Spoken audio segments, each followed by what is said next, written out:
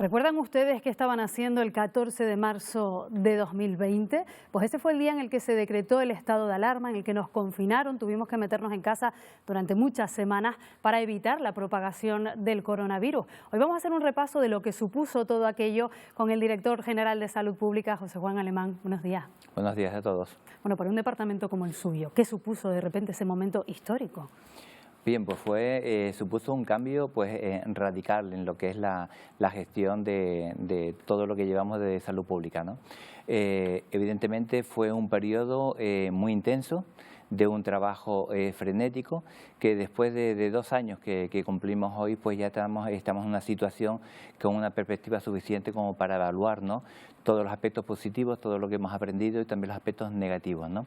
Y es el momento, pues como decimos nosotros, de tanto mirar hacia atrás para hacer una evaluación crítica, como mirar hacia adelante para mejorar y estar mejor preparados para futuras y probables pandemias que podamos tener con esta o con cualquier otro patógeno en el que lamentablemente pues nuestra sociedad tiene que convivir con este riesgo, ¿no? Porque claro, algo que para nosotros ahora nos parece muy fácil de acceder, que como puede ser una mascarilla en la farmacia o por ejemplo acceder a un test de antígeno, en ese momento era prácticamente imposible. Las pruebas para determinar si alguien era positivo había que mandarlas a la península, no había hisopos, que es el palito ese que nos tenemos que meter por la nariz. Claro, nos estábamos enfrentando a una situación totalmente novedosa, sin ningún tipo de antecedente en la comunidad científica, ¿no? Empezando con que no conocíamos bien el virus, no conocíamos bien su mecanismo de acción, no conocíamos bien la fisiopatología de la enfermedad que conllevaba este virus.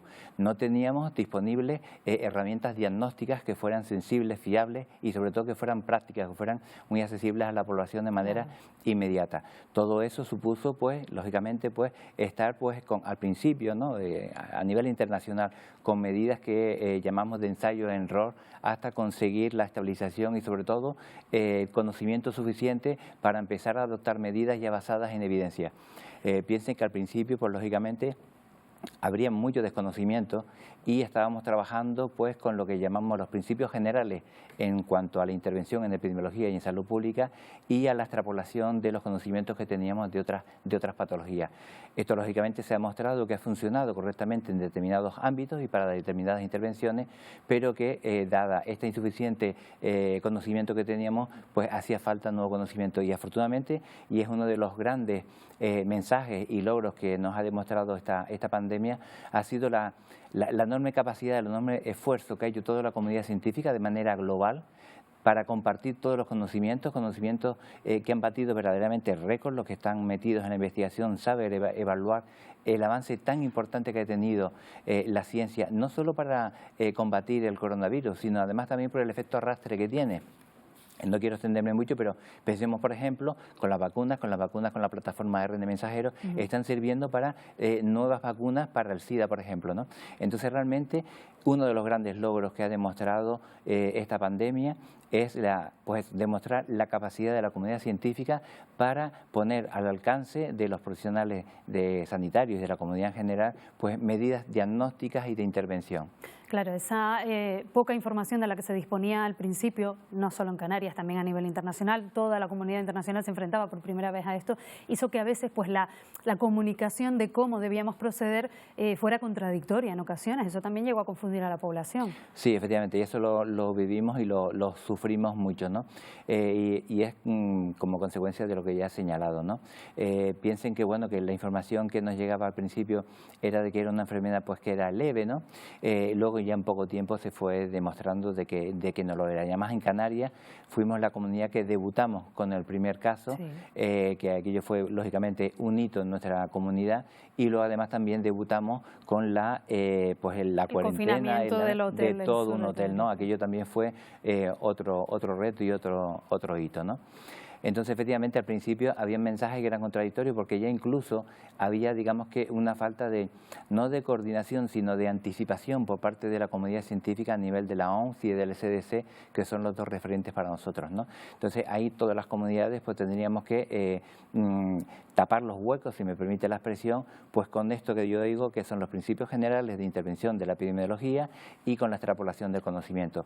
Esto, como ya sabemos, se ha ido salvando gracias a este esfuerzo de la ciencia para aportar herramientas, pruebas de diagnóstico, pero también evidencia de las recomendaciones de las intervenciones que se había que ir adaptando. Usted lo acaba de decir, también lo dicen los científicos a nivel internacional, incluso no será la única pandemia a la que tengamos que enfrentarnos. ¿De qué manera habría que actuar a partir de ahora? ¿Qué hemos aprendido? Bien, vamos a ver, yo quisiera puntualizar, y me das pies con lo que has planteado, de diferenciar pandemia de lo que estamos ahora con una ola. Aún la pandemia no ha terminado, porque la gente está pensando que esta finalización de ola significa la finalización de la pandemia. Y no, son procesos distintos. ¿Cuándo cree usted que se producirá esa finalización de la pandemia? Bien, la finalización de la pandemia es bastante más complejo definirlo, ¿no? Se puede decidir el cómo hacerlo, pero no el cuándo. Todavía toda la comunidad científica se tiene que poner de acuerdo cuáles son los criterios, sobre todo de incidencias acumuladas, para poder decir que ya estamos en una situación de endemia, cuando ya el número de casos que se están dando de esta patología es asumible de una forma ordinaria o común en esa comunidad. Esto lógicamente no va a ser uniforme en todo el planeta. La declaración de pandemia es para todo el planeta, es global. Claro. Por tanto, la situación de definición de endemia tendrá que ser, lógicamente, localista, ¿no? Podrán haber países que tienen una situación de endemia, mientras que en otros todavía no. Por tanto, esto es una situación bastante compleja y que ya exige un tratamiento, digamos que quirúrgico, ¿no?, para poder entrar en materia. Pero ahora lo que hay que tener en cuenta es que primero tenemos que concluir esta sexta ola, conseguir unas incidencias acumuladas que sean asumibles, soportables y que no tengan riesgo de poner en situación de sobrecarga el sistema sanitario ni tampoco la actividad social y económica, que son también requisitos importantes para una población sana.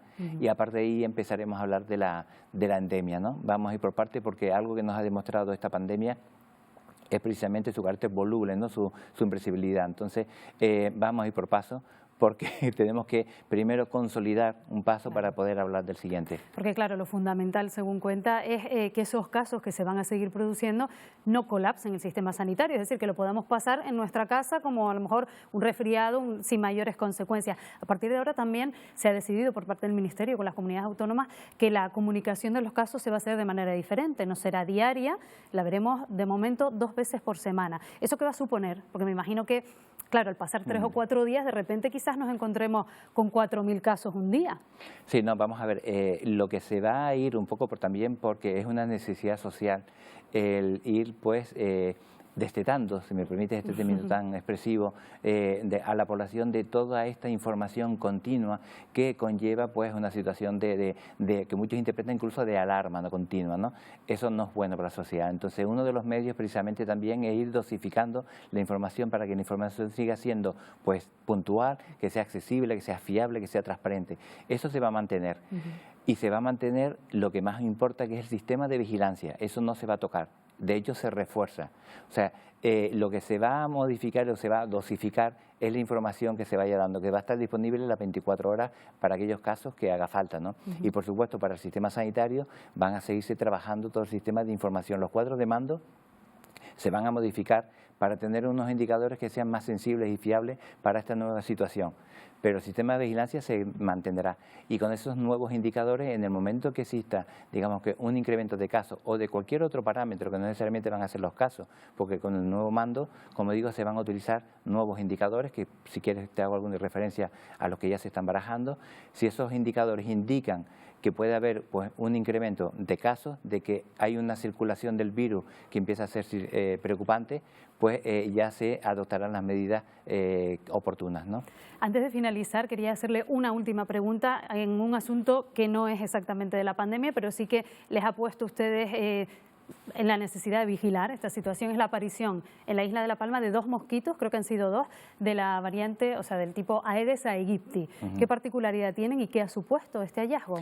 Bien, bueno, esto es algo más en salud pública, ¿no? Usted piensa que estamos trabajando áreas como el tema de la pandemia, hemos hablado, tema de seguridad ambiental, tema de seguridad alimentaria, y bueno, no son 2 mosquitos, no son dos adultos, y eso es una de las, quizás de las cosas que deberíamos de estar pues orgullosos, no son 2 larvas. A ver, en Canarias disponemos de un sistema de vigilancia entomológica que consiste en que todas las islas están identificados lo que son los puntos de entrada de mosquitos, de vectores invasores. Se colocan una serie de trampas, tanto para adultos como para larvas, ¿no? Oviplan, trampa que se llama. Y lo que se ha detectado es que en La Palma en el puerto se han detectado 2 larvas, ¿no? Ahora estamos en la fase de identificar pues, la presencia de los adultos, en qué situación, en dónde se ha establecido la localización exacta, qué densidad de población puede haber, que debe ser muy poca, porque fíjense que hemos identificado esto en una situación muy precoz. No ha habido alarma ni denuncias de mosquitos, ni siquiera de picaduras. Sí que hay datos de que no tienen, digamos, el bichito que portaría algún virus. Sí, efectivamente, esto lleva todo un estudio, ¿no? Primero, identificar molecularmente las larvas, y eso se ha confirmado con Aedes aegypti, y además de que están libres de los virus que transmite. Pero en cualquier caso, el mensaje tiene que ser tranquilidad, porque el mosquito, para que sea un riesgo sanitario, debe de estar no solo el mosquito, que es simplemente un vector, sino que ha de estar presente en esa comunidad también las enfermedades que transmite. Y en Canarias ahora mismo no hay dengue, no hay fiebre amarilla, entonces podemos estar tranquilos en ese sentido. Muy bien, pues José Juan Alemán, director general de Salud Pública, gracias por habernos atendido. Muchas gracias a ustedes.